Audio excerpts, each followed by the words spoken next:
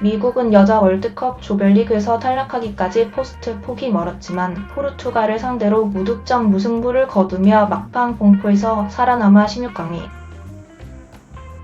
진출했다.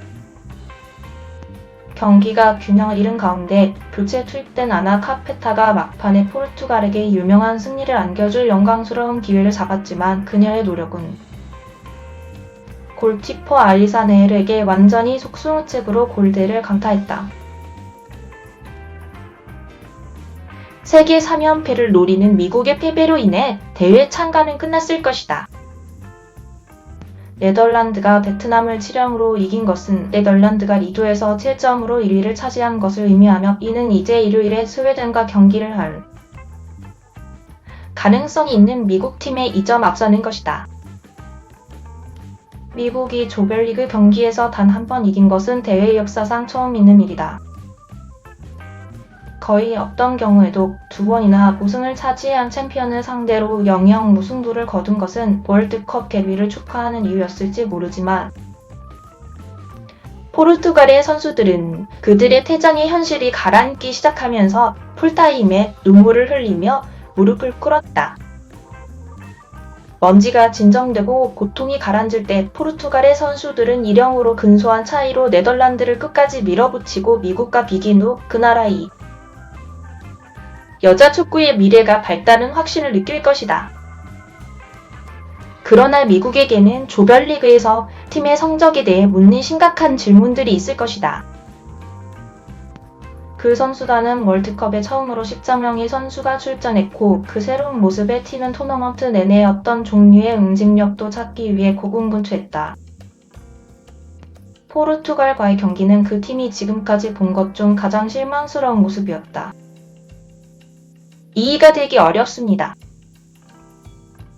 미국의 포워드 알렉스 모권은 경기 후 FIFA에 우리는 먼저 통과하고 싶었습니다. 우리는 모든 것을 내렸고 우리는 단지 결과를 얻어서 넘어왔습니다. 마지막 몇 분 동안 우리는 그것을 참기만 했습니다. 우리는 결과를 얻고 넘어가야만 했습니다. 모권은 그 팀이 호주와 뉴질랜드에서 지금까지 최고 아래에 있다는 것을 인정했지만 그러나 우리는 우리가 만들어야 하는 개선에 대해 연구하고 다음 라운드를 보기를 기대하고 있습니다라고 그녀가 덧붙였다. 이 토너먼트의 주제는 예상을 뛰어넘는 약체들이었다. 상위 순위의 팀들과 다른 팀들 사이의 차이는 지난 여자 월드컵 이후 4년 동안 현저하게 줄었다. 이 월드컵이 지금 보여주는 것은 여자 경기가 많이 성장하고 있고 그것 때문에 여러분은 월드컵 전에는 아무도 일어나지 않을 것이라고 생각하지 않았던 이런 종류의 결과를 가지고 있다는 것입니다. 포르투갈의 감독 프란시스코 네토가 기자들에게 말했다.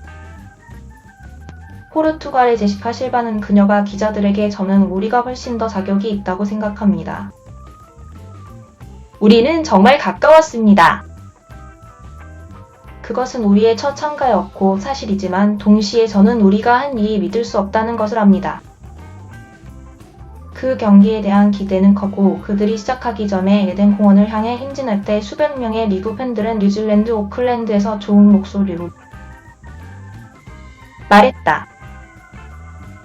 USA, OH, 더 세인츠 그리고 AMERICA, 더 BAUKIFUL의 구와 노래들이 다른 팬들이 한 채집 밴드로 가는 티켓 줄에서 춤을 추면서 공기를 가득 채웠습니다. 그러나 그 열정은 경기장에 있는 미국의 선수들에 의해 재현되지 않았습니다. 개막식 부르는 그 경기가 어떻게 전개될지에 대한 이른 통찰력을 주었습니다. 그 경기의 첫 번째 기회를 만든 것은 포르투갈이었지만 포르투갈 공격의 중심인 7번은 그녀의 노력을 먼 포스트 밖으로 끌고 갔습니다. 포르투갈의 선수들은 미국을 방해하는 훌륭한 일을 했고 도전에 뛰어들었고 그들이 공에 겨우 1초만 안착하도록 했습니다. 모건은 공을 2번 찔렀지만 크로스바를 넘어 2번째 노력을 한 린 윌리엄즈를 위해 공을 다시 잘라내기 위해 터치라인에서 꿈틀거리며 미국의 전반전 최고의 기회를 만들어냈습니다. 미국 선수들은 의심할 여지 없이 네덜란드가 베트남을 5-0으로 앞선 것을 알고 있었고, 이것은 네덜란드가 이조 1위로 도약했다는 것을 의미했습니다.